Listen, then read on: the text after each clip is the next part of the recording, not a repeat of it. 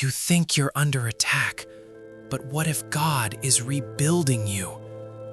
You've been frustrated, delayed, pressed from every side. Nothing feels stable.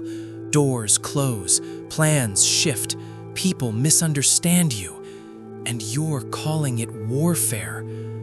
What if this pressure is preparation? He who began a good work in you will carry it on to completion. Philippians 1:6. If he started it, he's not abandoning it, he's building it. This season is not destruction, it's construction. If you believe God is building you, comment, "He's working."